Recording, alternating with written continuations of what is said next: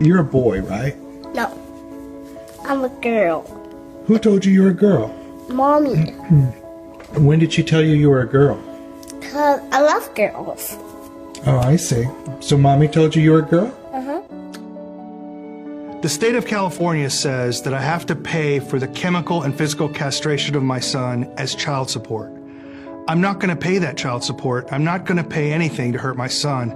That means you'll be going to prison? California is going to send me to prison for that. So, Jeff, you are going through something, you've been going through something that is probably a father's worst nightmare. Yeah. Tell me when this started. Started when my son was about 2 years old. My ex-wife, who's a pediatrician in Capel, Texas, started thinking that he might be a girl and started trying to transition him to a girl.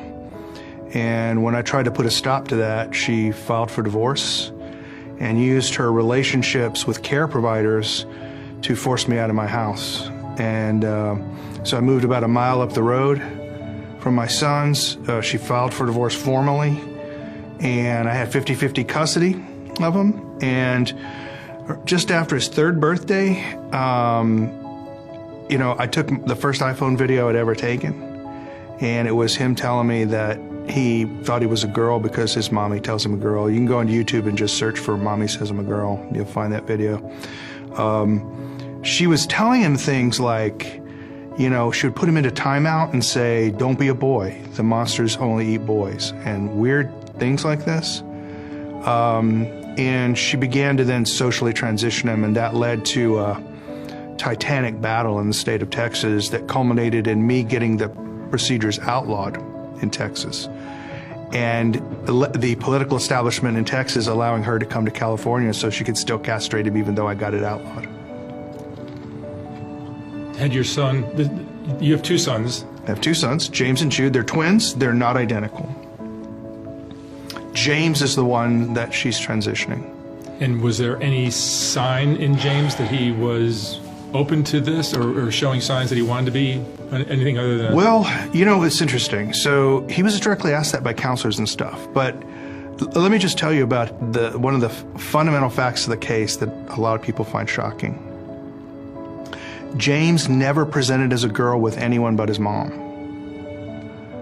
At church, with me, with his friends, he dressed as a boy and called himself James. He only presented as a girl with his mom.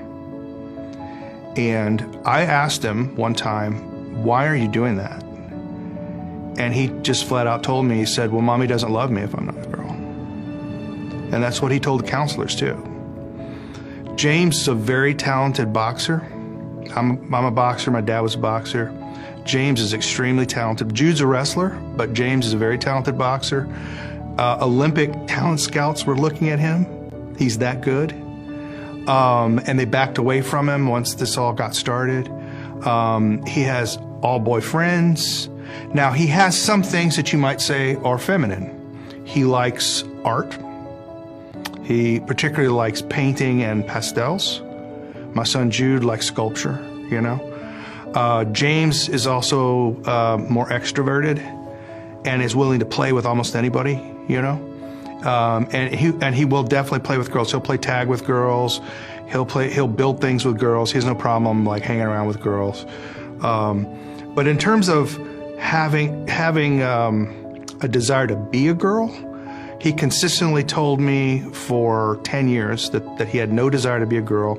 He told the court-appointed counselor that he was embarrassed to wear dresses to school. He was getting too old for that and didn't want to wear dresses. And they initiated a CPS investigation against me for forcing him to be a boy, in my 7th CPS investigation. And do you have contact with your sons now? No, I'm disallowed all contact with my sons. You're not allowed to even contact them? No. I'll tell you how this all sort of built up.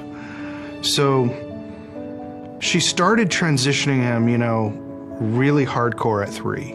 I mean, where she presented him to the world with a fake girl's name and everything. This, of course, would have been an important component in the divorce that was going on. So we get to 2017, and we have our divorce trial, and we had a custody evaluator. His name is Blake Mitchell. He practices out of Frisco, Texas, which is a suburb of Dallas. And he asked me, what is your top issue? And I said, my top issue is she's tampering with my son's gender identity. So he charges me $60,000 and does a 1-year investigation of my family, interviewing my children over and over again, everything, and determines that she was not transitioning my son to a girl. He straight up lied to the court and said that I had made a false accusation against her for saying that she was trying to transition my son to a girl. And on that basis, I lost 50-50 custody and got less than standard possession time. So I basically got, 4 to 6 days a month with my sons. So that's how the divorce ended, with the psychologist just outright lying. Now, I've been lucky with these psychologists that lie. I've been able to prove they've lied, so the court actually set aside his report. But that's what he actually told the court in his report. So she then starts really ramping up it again, and now he's wearing makeup to school. He's using the girls' restroom at his elementary school, which was Pinkerton Middle School in Coppell, Texas. I got that school shut down. That school doesn't exist anymore in Coppell. They shut down. Got rid of the principal there. Her name is Miss Mickelson, who's the one that really transitioned my son. And I found out after 2.5 years, they had been transitioning my son secretly behind my back. So I would bring my son to Pinkerton Middle School in Coppell in boys' clothes, because he wears boys' clothes with me, and they would give him a dress and tell him to use the girls' bathroom. And when I found that out, I filed grievances against the public school. And of course, they exonerated themselves, saying that under their nicknames policy, they're allowed to call him whatever he wants. And they're allowed to put him in dresses because he wants to wear it and it doesn't harm him in any way. And so there was just no place to go. It's virtually impossible in Texas to sue a school district because they have sovereign immunity. So this kept ramping up with my ex-wife until finally I look in the medical records with my ex-wife chose a pediatrician, Dr. Jennifer Pape, in Flower Mound, Texas, where I live. And Dr. Pape, in the medical records, it says that her and Miss Georgelis, my ex-wife, were planning on chemically castrating James at age 8 or 9. That's plain black and white in the medical records. So obviously I start to vociferously oppose this. I try to get a new pediatrician. I have to go to court to try to get a new pediatrician. That leads her to file another lawsuit against me for sole control of James. So they were, at what age were they looking to do this? At age 8 or 9, they were going to chemically castrate.